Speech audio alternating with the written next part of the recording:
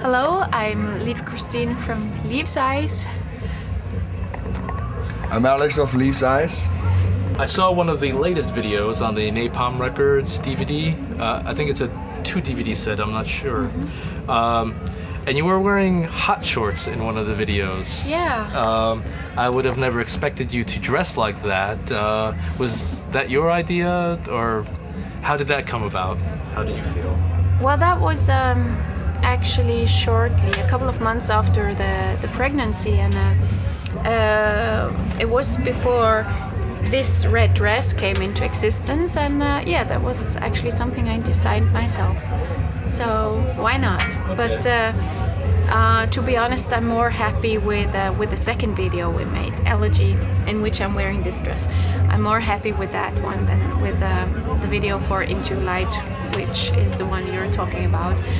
Into Your Light was shot inside at a venue, and it should have been shot outside in the snow, but there was a hurricane over Germany at that point of time, so we had to change all the plans. So that's how that video came about, but I'm more happy with Elegy. Is the video meant more for a European audience? Because I've never seen it really anywhere on American television. So maybe you want to talk about that? Because the record label, I assume, is the one who paid for the video. They expect to get their money back somehow, but it's not with America, right? Yeah, I mean, of course, the record label pays in advance, but actually the royalties coming in from selling a record pays for the costs at the end. I mean, whatever, I mean, it was not meant only to be a European video, it was made for everybody, for all the fans in the whole world. And I heard that they were trying to get it into MTV or Fuse or whatever it was, and there were some discussions to play it or not. So it's not up to us. So it's up maybe to the guys deciding what should be played or not, or maybe the fans can help us and voting for us or writing emails, whatever. Tell them they should play Elegy. All right. What percentage of your fans would you say are leftover Theater of Tragedy fans? That's a very good question, but luckily the complete Theater of Tragedy base followed us with Leaves Eyes. Well, since Leaves Eyes came into existence, which of course I'm very happy about. I feel I'm very grateful for that. It means that the fans are really true. I don't mean for the interview to be entirely about Theater of Tragedy, but there are a couple of questions, just because you're very famous for that band. To me, as well as some other people, Velvet Darkness was your best album with Theater of Tragedy. But then the style already began to change, and I listened to the follow-up album only because I was a fan of Velvet Darkness, but then came the dance change, and I couldn't listen anymore. Is it true that some of the band members completely stopped listening to metal? Yes. Even sold their older metal CDs, just starting to tell in interviews that they hated metal, that they hate metal, which I think is really kindergarten. I think that you should be honest about your roots. And by the way, I grew up with Black Sabbath, Ozzy Osbourne, Deep Purple, this kind of music.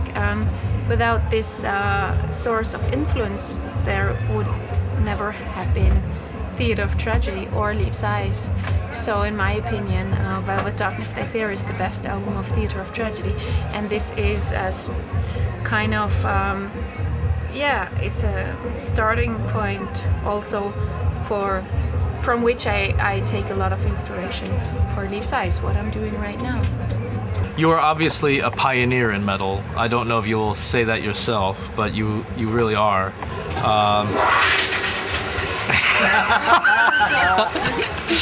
That's not very gothic.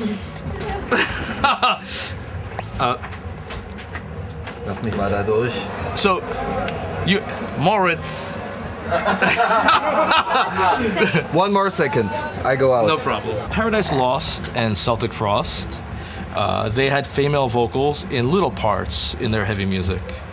It was your idea to make the female vocals dominant, or maybe share with the male vocals equally.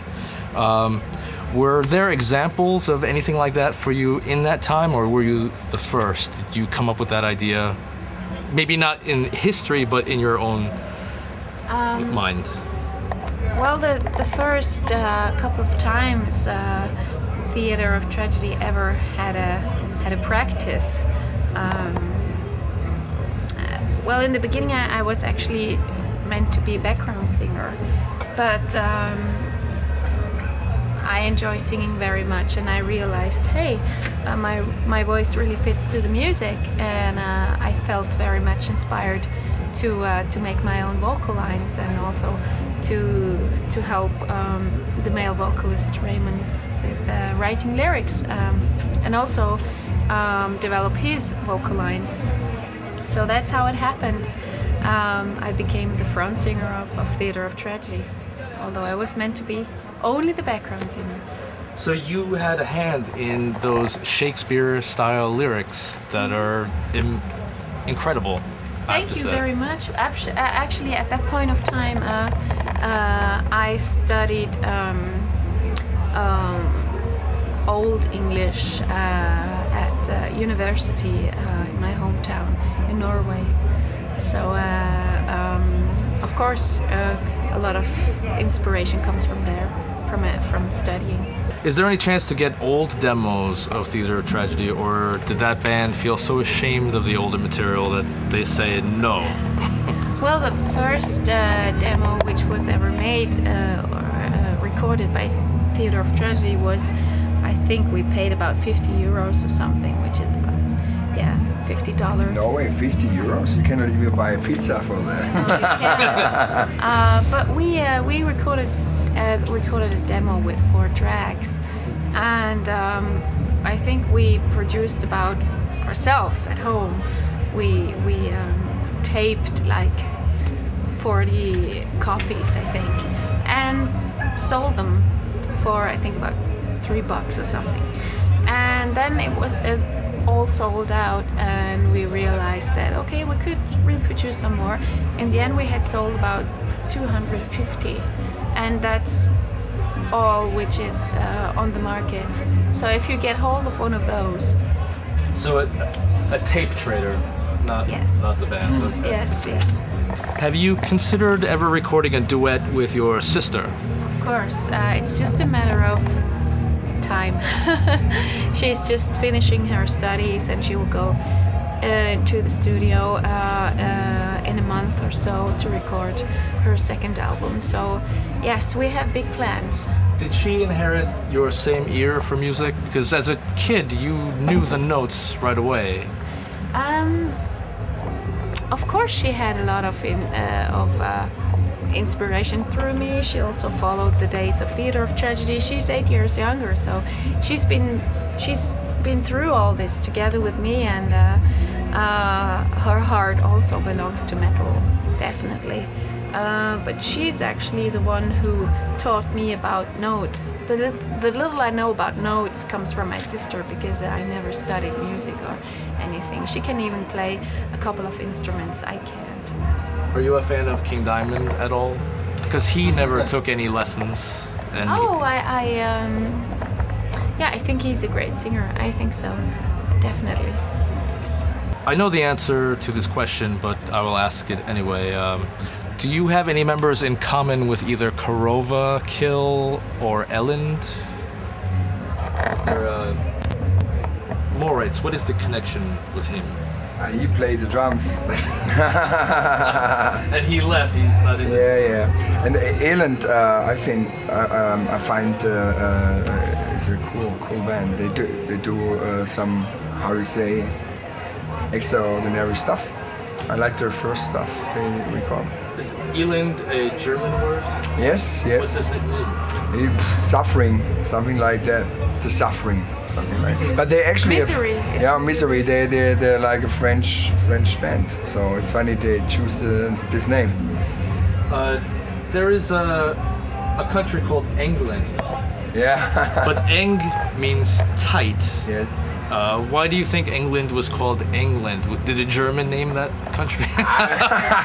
I mean, through the ages, I think the Romans or whoever gave the name. Was the Anglo-Saxons. You are right in a way. Anglo-Saxons, The German yeah. tribe that came from North Germany Yes. was the Engels. The Angles? Yeah. Angles and the Saxons. And the Angles and Saxons. Saxons. Angles and Saxons were the Anglo-Saxons, and so it came to England. It's from the Angles. exactly. You have them in North Germany and Denmark. It's a tribe. It was, north. We should call it Angland then. It should be Yeah, all like Saxon Oh, land. it should be Anglo-Saxon land. Yeah, that's what I wanted to say. It's made out of two names of Tribes. Völkerwanderung. Was waren Yeah. das? German Tribes. word. It's like there was tribes to moving new, in the time. Huh? Places, yeah. The immigration of people, because wer war der Hunin oder wer hat immer? The Huns were invading or whoever it was, and the Roman Empire broke down. That's what I wanted to explain. And then so all the tribes were moving through whole Europe. Right, a question for you, Mr. Alex. History. Atrocity was once a very brutal and technical death metal band. We talked about this earlier, but it was all hallucinations. Was amazingly technical. It has some really crazy stuff in there. Have you ever considered the brutality of Longing for Death album fight a war with the heavenly vocals of Live? I think that's something Matthias would like to add into these eyes, maybe.